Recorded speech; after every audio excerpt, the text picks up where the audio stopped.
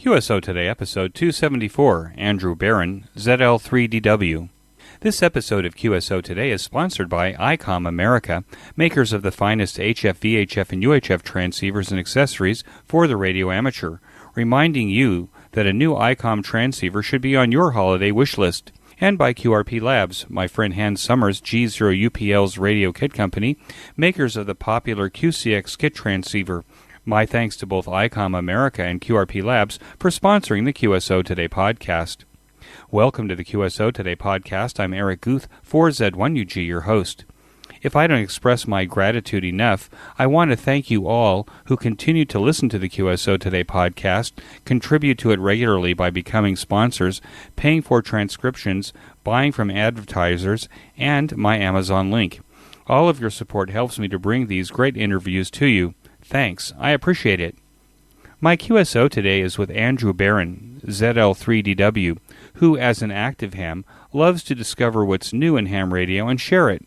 Andrew has written 4 books available on Amazon on SDR, software-defined radio, and 3 excellent guides on how to use Icom's most recent transceivers. Our amateur radio hobby is a big tent. We hear this all the time, and Andrew likes to explore it, write about it, and share it with all of us. ZL3DW, this is Eric, 4Z1UG. Are you there, Andrew? 4Z1UG, ZL3DW back. Nice to see you, Eric. Andrew, thanks for joining me on the QSO Today podcast. We're both using Skype, and today we're using Skype video. We're going to see how long that works between Israel and New Zealand. What's the QTH there, Andrew? I'm based in Christchurch in the South Island of New Zealand. It's a city by the east coast of the South Island, near the sea, and only about an hour to ski fields, vineyards and wine growing areas, and of course New Zealand's famous for its sheep, so we've got plenty of those about as well. Big industry. I was surprised actually when you said that the wine industry is actually large there in New Zealand. Is it a growing industry? Yes, it's been around for many years, but it's becoming bigger and bigger, and we export a lot of wine, particularly to the UK and Europe and to the United States as well. We tend to be at the high-end wine market rather than being a bulk supplier. We're famous for Sauvignon Blanc and for Pinot Noir, which comes from the south. Can we start at the beginning of your ham radio story? When and how did it start for you? It started when I was 13 or thereabouts. My grandmother's brother was a radio ham, but he wasn't very supportive. He was a no kids, no lids sort of a guy, and he didn't really encourage me to become a radio ham. But I went to a new school. I went to the high school, which we do when we're 13, and they had a radio club. And on the first day, we went round. We had a sort of guided tour around the school, and they said, "Oh, don't go in the radio club. They bite." So I left it alone for a couple of months, and then they had an open day, and I went along, and that's where it all began, really. And what did that mean? They bite? They weren't friendly? Yeah, that was the implication, was that they were unfriendly and not very nice, but actually they were great guys, and I had a wonderful time at the radio depot. Now, were there limitations in terms of an age limit? I've noticed, for example, when I've spoken to hams in the UK and in Australia, that there might have been an age limitation on getting a license. I don't know. I think about 14, something like that. I didn't actually get my license until I was 18 anyway. And how did that come about? You were involved in the radio club, and so therefore you didn't need a license to be an active member there.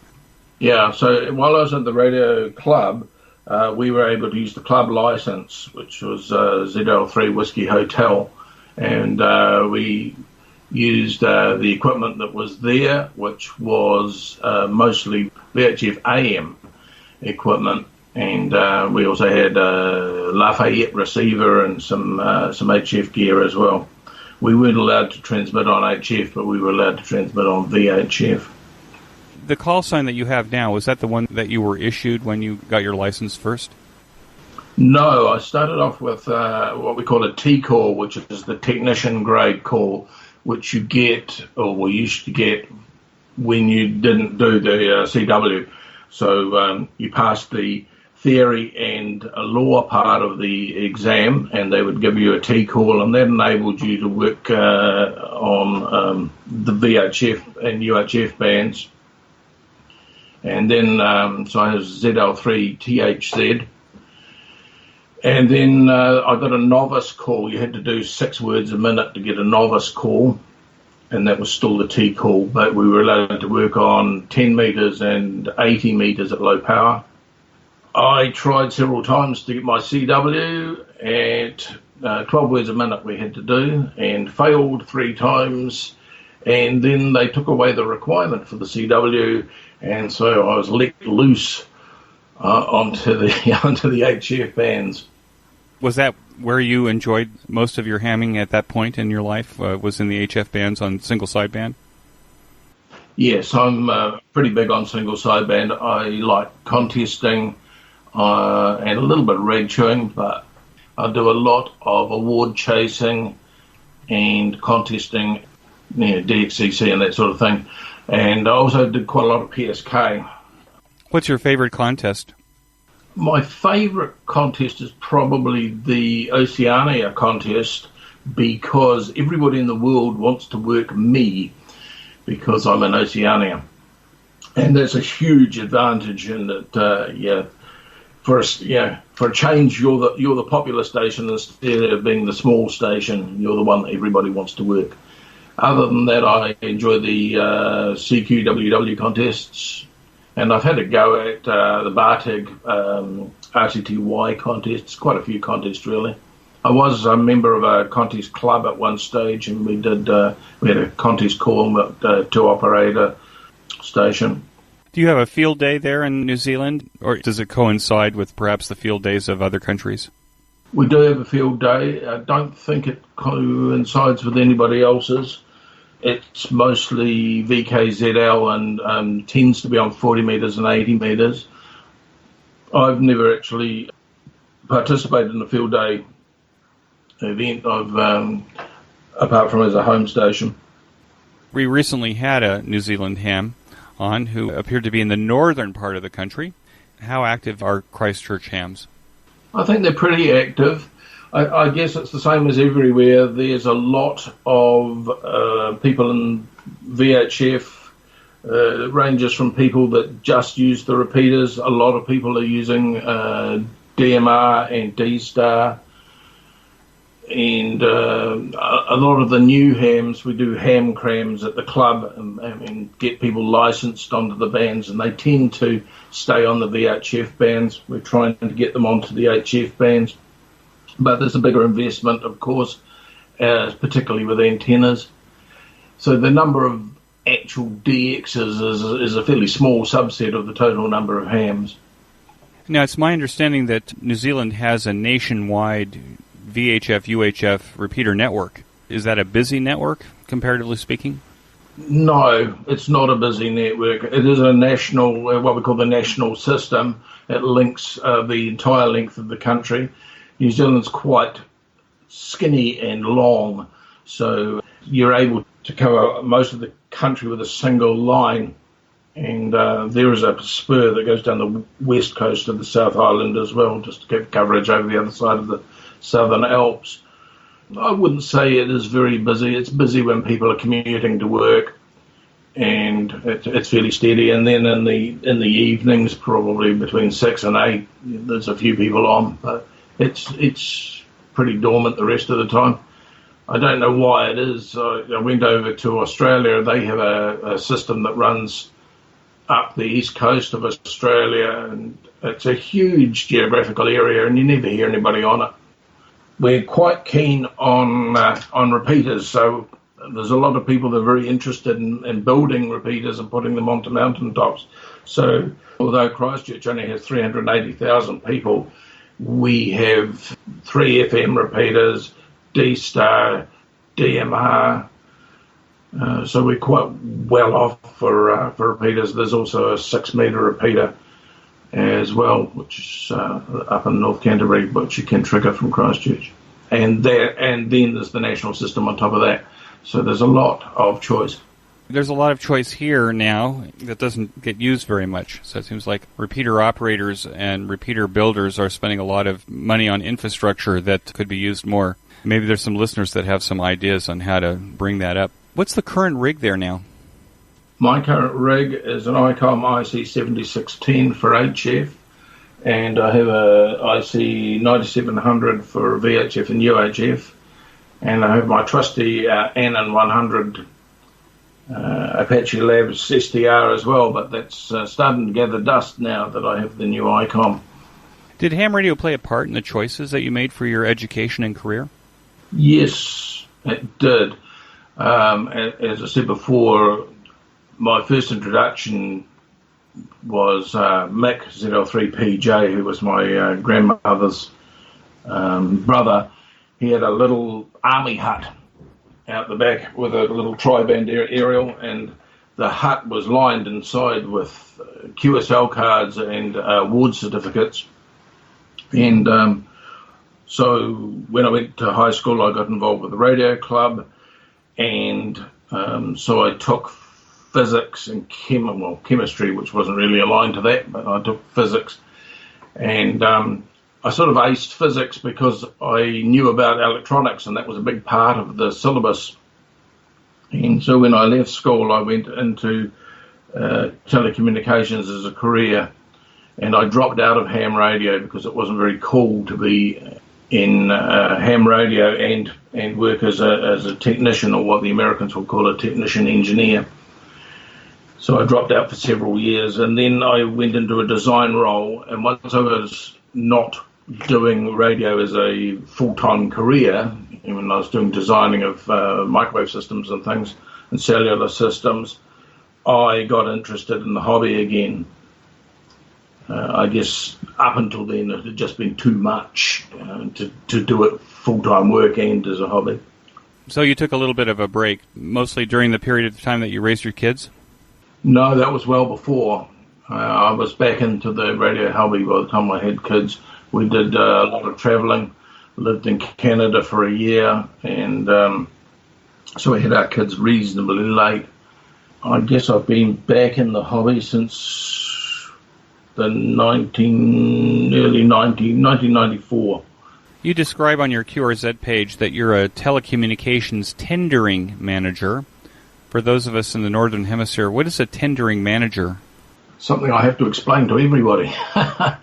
Okay, so I work for a company that does high voltage power and telecommunications system, a lot of microwave radio and a lot of cellular build for cell site builds. And so when we get requests for proposals and pricing, I put the responses together for that and do the estimating. So estimate and scope work, and then put a bid together. And I tend to do the larger national maintenance projects and things that are multi-million-dollar value or of national interest. And the project managers do the small individual cell sites. I'm assuming that, like every place else in the world, cellular communications is everywhere. You can take your cell phone, your smartphone, and move just about anywhere in New Zealand and still have some coverage? Yes, pretty much. We've got 3 networks. They've got pretty good coverage, especially in tourist areas and places like the main highways and things. And there's a project at the moment which is a government-sponsored project, and it's aimed at filling in the gaps. And it's primarily trying to get high-speed broadband into farming communities and places that it's not economic for the cell companies to put towers up. So it's kind of like the American version of the REA. During the 30s, the Rural Electric Act brought electricity to places where it would not be economical for a power company to put services there. I think probably telecommunications also went on those places. You've written a number of books under the masthead The Radio Today, and these include books on guides for late models of Icom transceivers. What approach did you take that makes these guides different from other guides on radio transceivers? The manuals that you get with the radio, they're very good at telling you what all the knobs are and what they do, but they don't tell you how to use them. So the guides are more of a step-by-step approach, and they start with setting up your radio when you first bought it, and they cover things like how to set up the modulation level, and so that you've got the right mic gain and compressors and stuff like that, how to set up digital mode interface, which is not covered very well in the manuals at all, with some examples of setup screens for the actual programs that you might want to use and for setting up Windows and so forth, how to do firmware updates. And it also goes through the radio menu structure. So, and it's based on how to achieve a goal. So you might want to program the CW memories. So it tells you how to go about that, all the menu settings that you need to do. So the manual does tell you that, but it doesn't step you through it. And the manual, my books do step you through it. I see. And you've written books for which models of which radios? The first one I wrote was for the Icom IC7610. The second one I wrote was for the IC7300. And the third one is for the IC9700. And, of course, you acquired those radios in order to be able to write these books. Yes, I did, yeah. And now this message from Icom America. Wish it, wrap it, gift it. These are the code words to your XYL or significant other to get the holiday gift of an Icom transceiver to meet your ham radio goals in the coming year. Icom offers a variety of high-performance and innovative products, so make the most of the holiday season with one of these Icoms today. 'Tis the season to give your favorite ham the SDR they really want, and that's the Icom IC7610. This high-performance SDR has the ability to pick out the faintest of signals even in the presence of stronger adjacent signals. The Icom IC7610 is a direct sampling software-defined radio, or SDR, that will change the world's definition of an SDR transceiver. It is exactly the right rig for DXing, contesting, and rag chewing. Its features include RF direct sampling system, 110 dB RMDR, independent dual receivers allowing you to listen in two places at once, and dual Digicell. The Icom IC7300 has changed the definition of an entry-level HF transceiver. This compact footprint also includes RF direct sampling, 15 discrete bandpass filters, a large 4.3-inch touchscreen, and a real-time spectrum scope or pan adapter. I have the IC7300 in my ham shack and love being able to see the activity in the bands as I'm tuning. Finally, the IC9700 is Icom's latest entry in the VHF and UHF amateur transceiver market.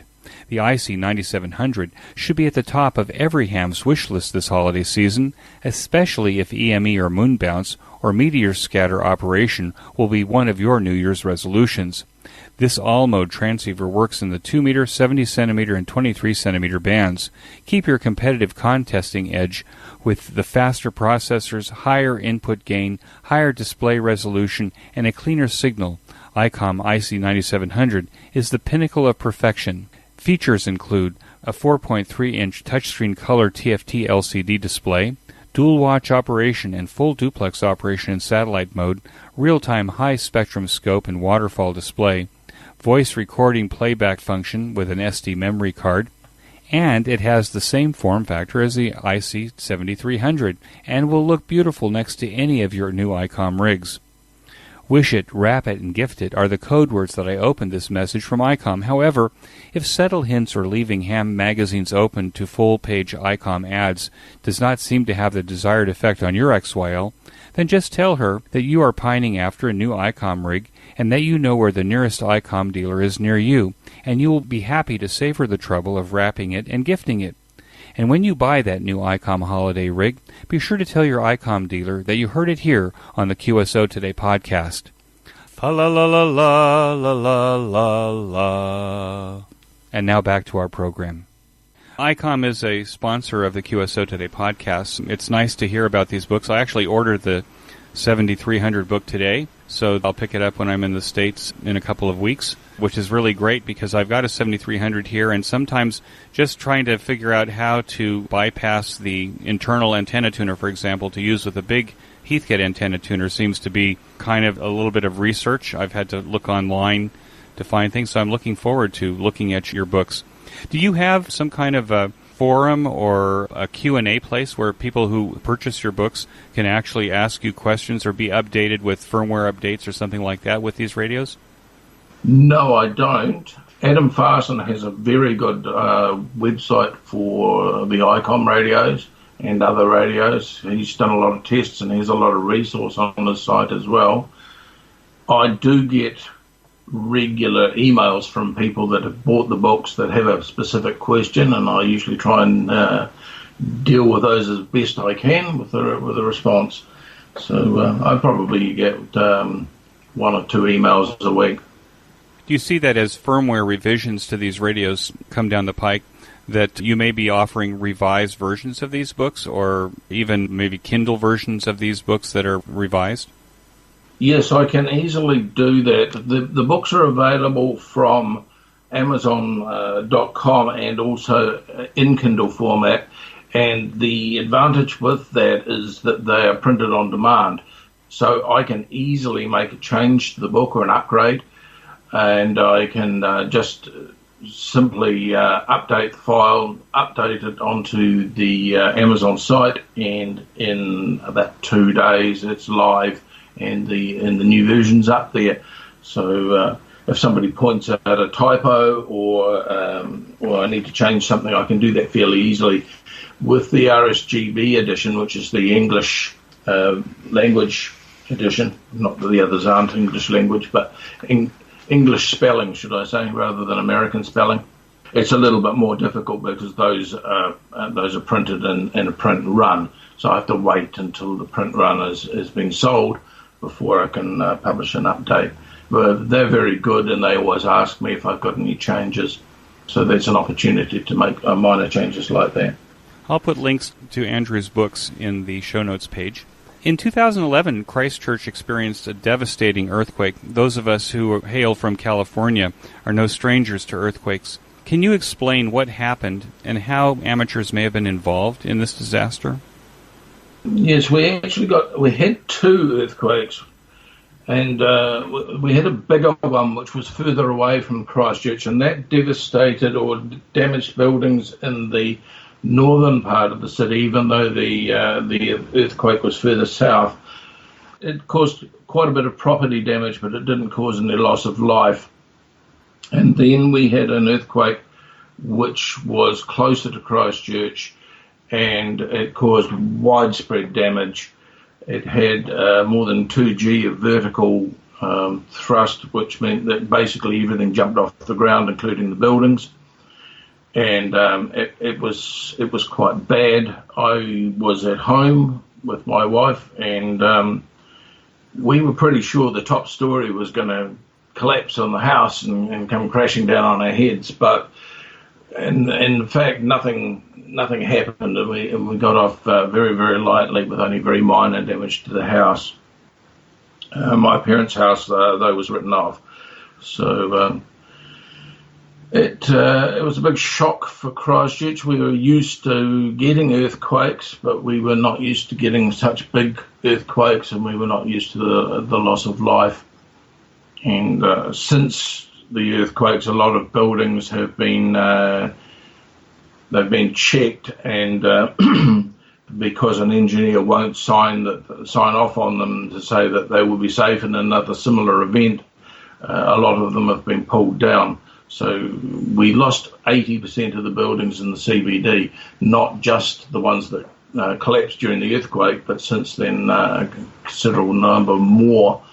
It's been very invasive and damaging to people's businesses and lives, and caused quite a lot of social problems and stress for everybody.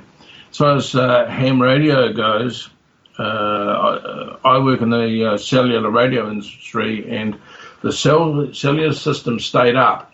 It was quite remarkable.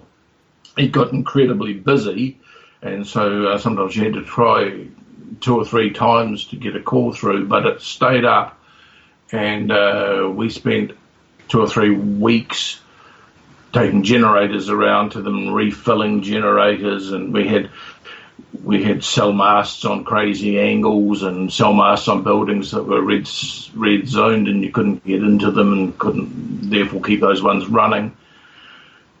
So that was a busy time, and we had technicians working in conditions they had to be very mindful of, working in buildings that may not have been safe and that sort of thing. We do have an amateur radio emergency corps called AREC, and they were active during the quakes, but the telecommunications system actually held up remarkably well. I was really surprised that it managed as well as it did.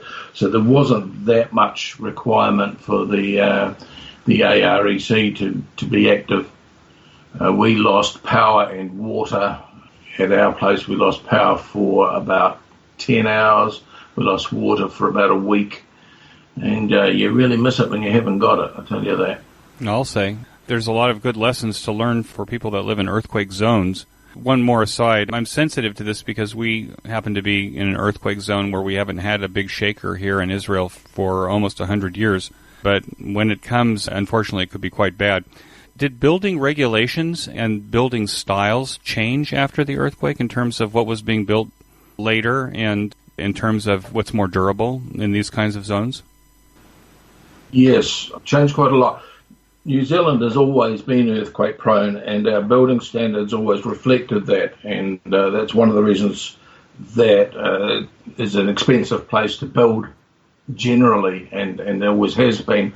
Since the earthquakes, though, we had a lot of what's called liquefaction, which was the ground basically turning liquid and bubbling up all over the place.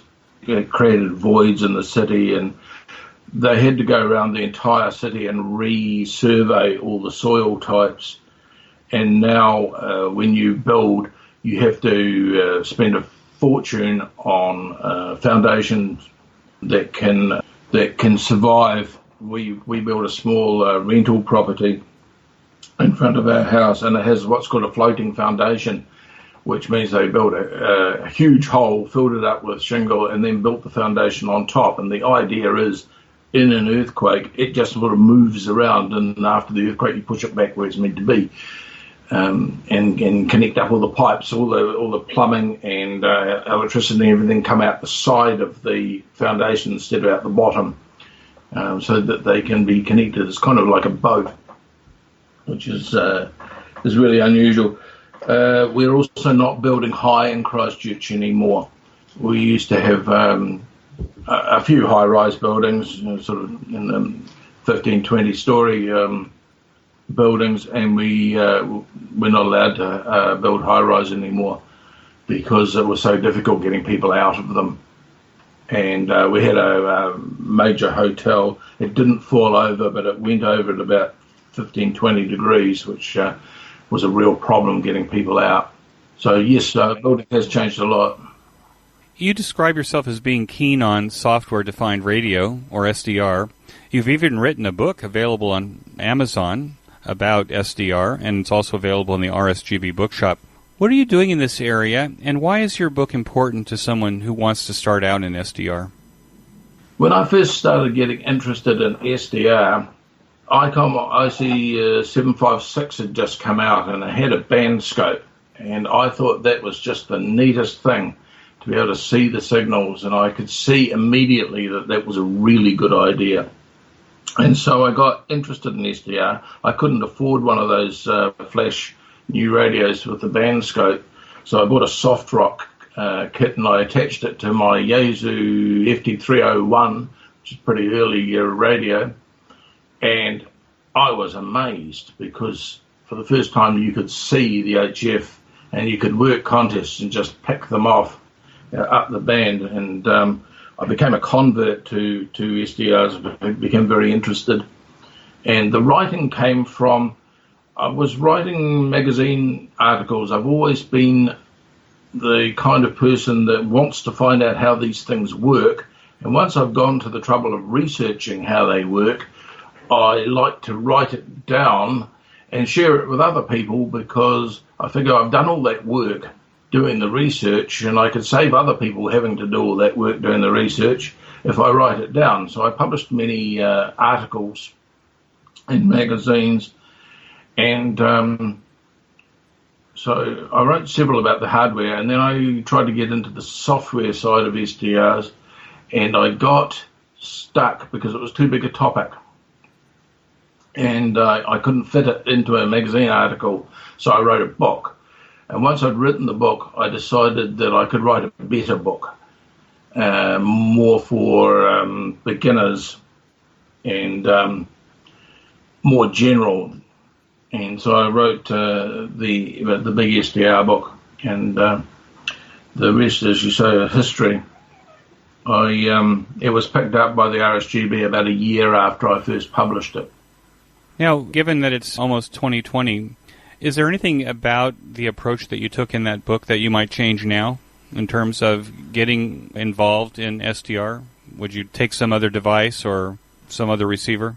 I think the theory in the book is pretty standard. It covers the various different kinds of SDR.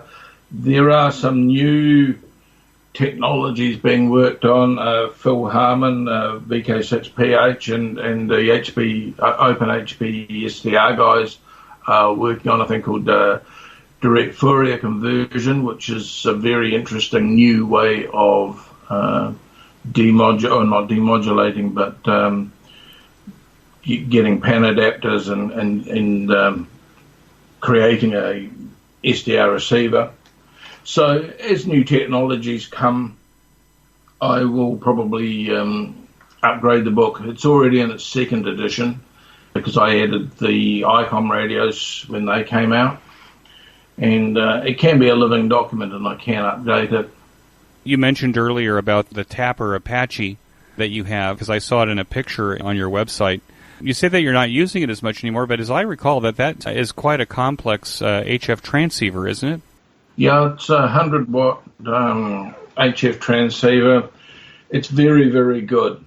And it uses the Power SDR software, which is open source freeware. And I'm in awe of those guys that wrote that. They've spent hundreds of hours, thousands of hours, developing that software for no financial gain, just for the love of doing it. And very well-performing radio. It has pure signal, which is a way of, it's a pre-distortion for improving the transmitted performance, which is something that has been neglected. There's been a huge amount of improvement in receiver design over the last 15 years, but transmitter design, there hasn't been so much, and pure signal is a really big step in that direction. So that's one of the things I like about SDR, is it's changing and it's new and you're sort of cutting edge. And the Anon I like, it's the first model of Anon transceiver. There's been several new ones since that I haven't kept up with. But yeah, it's a great radio. The only real drawback is that you are tied to using it with a computer, whereas the Icom radio, of course, has the knobs and everything's in one box. And what do you prefer? Do you like the knobs? I do, yeah. Still feels like a radio. Yeah, I actually thought I would never get a radio that didn't have knobs right up until the time that I did. I bought a Flex 1500, was the first commercial software-defined radio that I bought, and that was a QRP radio, and I used it with an amplifier, which was cobbled together out of bits from an old transceiver. And but then I bought the Anon, and the Anon was like night and day. It's quite remarkable. So the Icom radio, you get a lot of the advantages, and I get to play with the knobs, which I do like. Let me take a quick break here to tell you about my favorite amateur radio audio podcast, the Ham Radio Workbench Podcast with George, KG6VU, and Jeremy, KF7IJZ, where they pursue topics, technology, and projects on their ham radio workbenches every 2 weeks. George and Jeremy document their projects and make circuit boards available for sale to their listeners. They have interesting guests and go in deep. Even if you're a seasoned ham radio builder or just getting started, be sure to join George and Jeremy for the Ham Radio Workbench podcast. Use the link on this week's show notes page by clicking on the image. And now back to our QSO Today. What's the favorite piece of test equipment on your bench right now? Actually, I'm writing a book about testing, so that's for the future. The idea of that book is tests that you can do at home and you don't need to buy hundreds of thousands of dollars worth of test equipment. So I've been looking at a lot of the cheap boards that you can get on the internet, and you might not be able to do lab grade testing, but you can certainly do quite a lot. So the book's coming with that focus, and also I cover the actual tests that you see in magazines and things like that as well, just so people get an appreciation of what the tests are that you see in the magazines, and why they're done, and what they tell you about the radio. So I have been spending some money on test gear, not a huge amount, because it is very expensive and it's hard to justify if you're not using it all the time. So I have a Roden Schwartz, it's a thing called a protocol tester. It's a spectrum analyzer, signal generator, and power meter. It runs up to 2.7 gigahertz, so that's a nice piece of test equipment.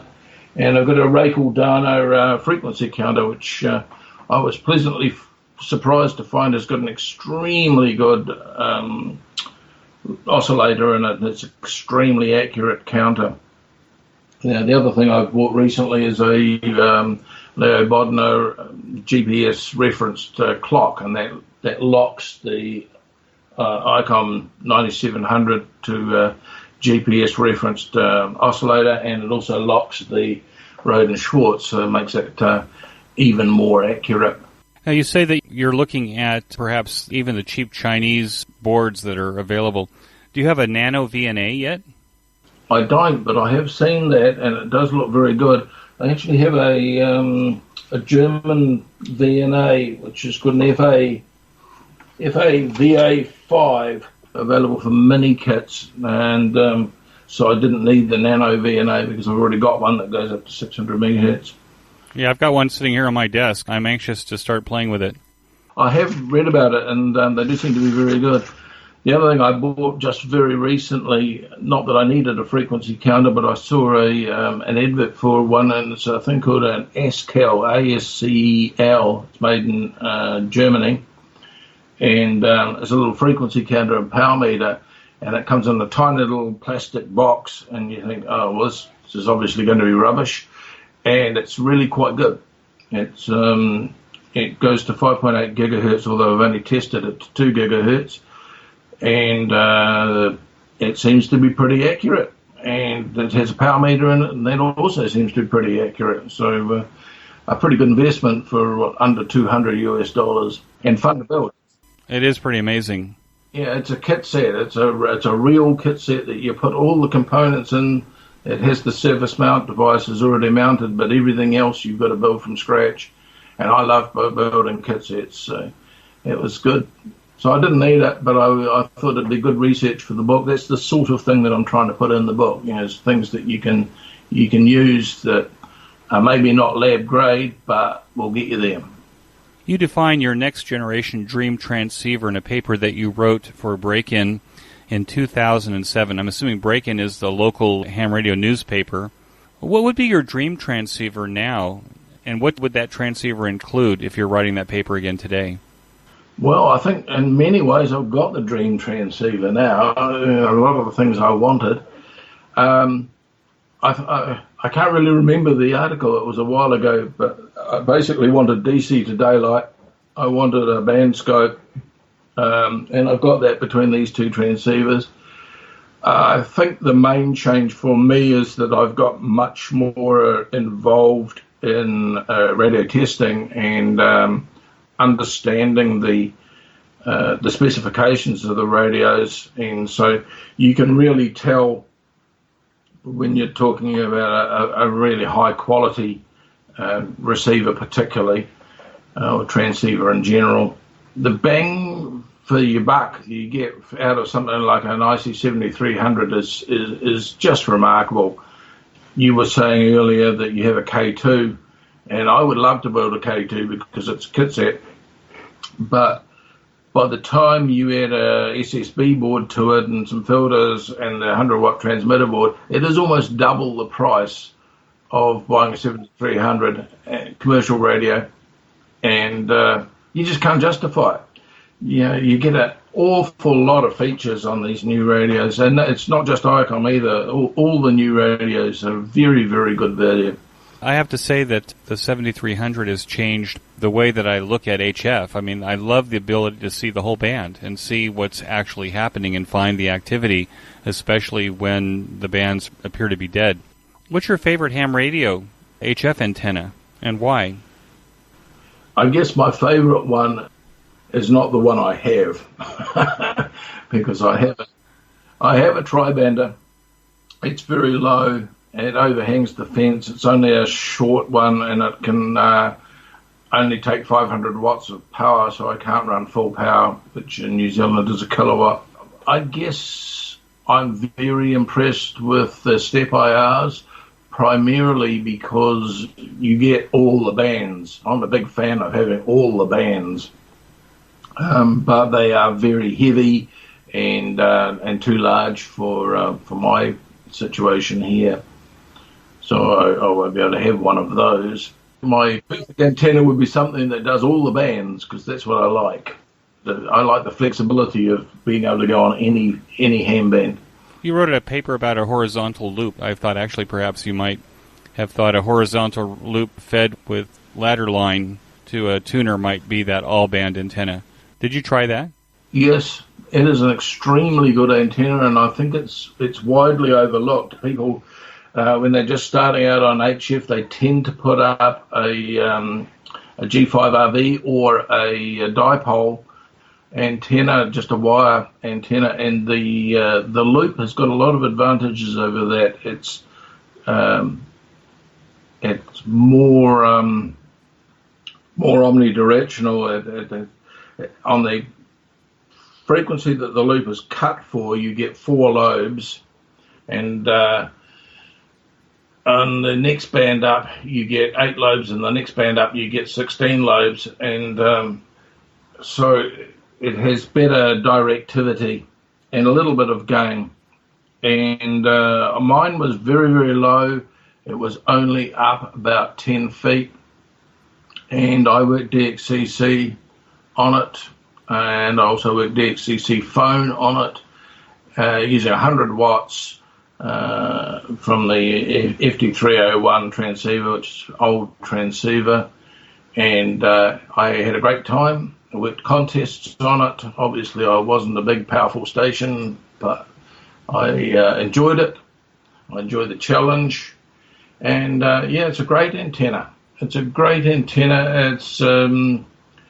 It's almost invisible because it can be made out of reasonably fine wire. I used hard-drawn copper, probably about 2 millimeter copper. Fed it in the corner with a 4-to-1 bellon, so the neighbours don't notice it. It gets you out there. It's a quiet antenna, I would think, too. In a neighborhood that's full of LED lighting and power supplies and everything else, I would think that antenna would also be quieter than a dipole or a vertical. Certainly quieter than a vertical. The lobes are really, really good because they just give you a little bit of gain in 4 directions. And mine just happened to be, because of the way the section is arranged, happened to be long path Europe. So you end up with a lobe facing long path Europe, a lobe facing short path Europe, and north-south lobes running up and down the country. So it was just about ideal. The only downside is that it wouldn't do 80 meters. Because it wasn't big enough. Yeah, that's right. It's 42 meters square. I've interviewed a number of hams who have volunteered with AMSAT, and so I'm familiar with Oscar amateur radio satellites. You wrote a paper about Russian ham radio satellites. This was news to me because I was not aware that there was a history of Russian ham radio satellites going back even into the Cold War days. Can you discuss your interest in these satellites and how you operated them? Yeah, unfortunately they're all gone now, but they were really good. They were called the RS series of satellites. There was RS 8, 9, 10, 11, 13, I think. The big advantage was they were linear transponder satellites, which means they were for SSB.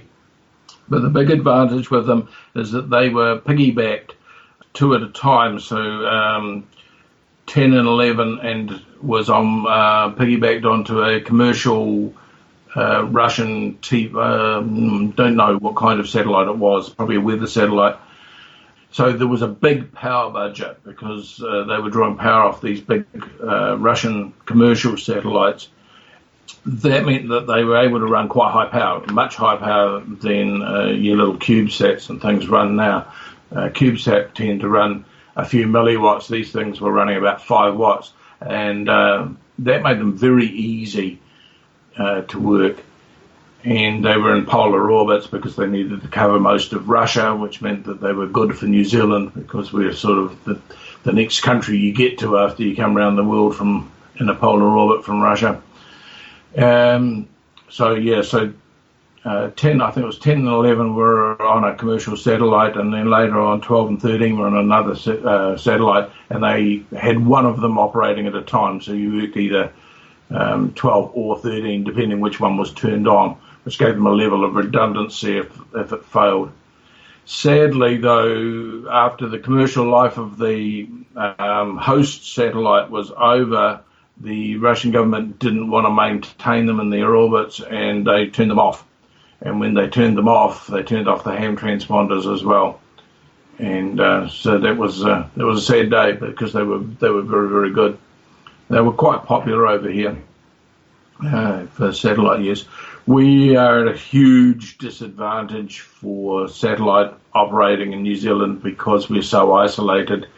You can work stations in Australia from here and in New Zealand from a low orbit satellite, but you can't really work anybody else because the satellites just aren't high enough, and there are no high orbit satellites anymore since AO40 and AO10 and 11 went. So it's a bit limited. What we need is a new geostationary satellite like Europeans have. And now this message from QRP Labs. QRP Labs has shipped thousands of QCX QRP transceivers kits to date. The odds of working another QCX user gets better every day. If you're looking for a satisfying kit experience where you end up with an amazing performing QRP transceiver for under $50, let me say that again, for under $50, then you owe it to yourself to go to QRP Labs. We have many home brewers who listen to the QSO Today podcast. For you, QRP Labs also has parts, filters, enclosures, and other handy devices to make your home brewing experience even better. You can use these parts to either enhance your QRP Labs kits or to beef up your own homebrew designs. Be sure to browse Hand's entire website.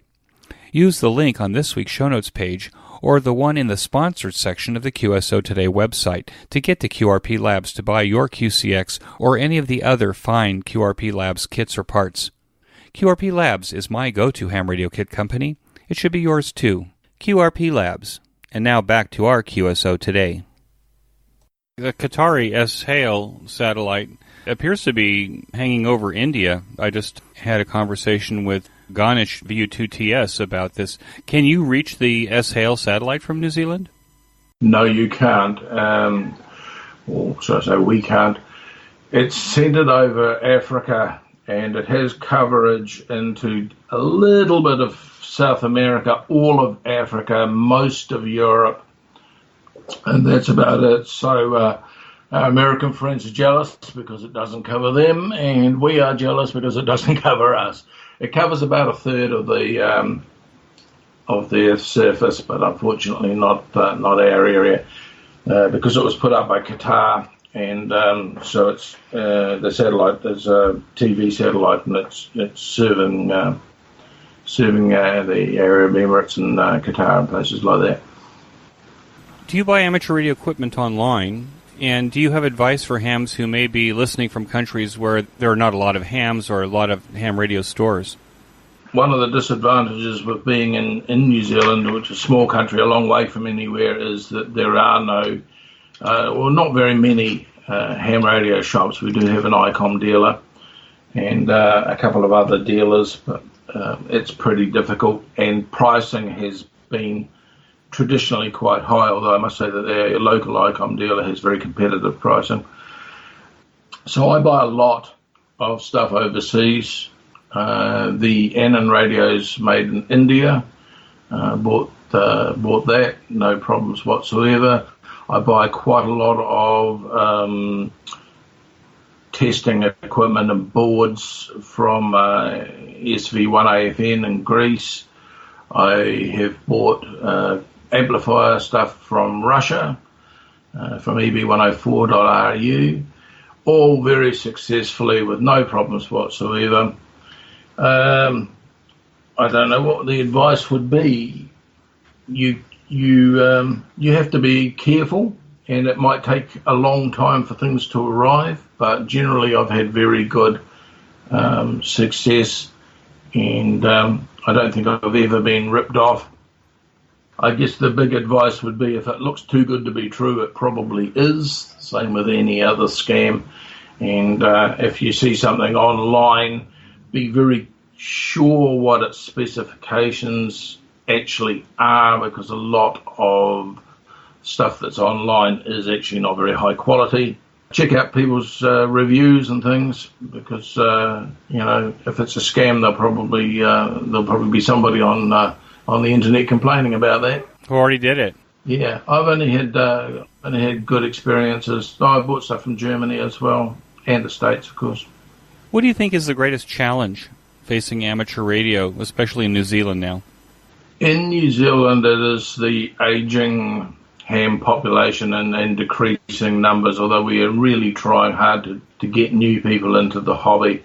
When I started in the hobby in the 1970s, I was very young, and the hams were very old and, in their 30s and stuff, pretty ancient.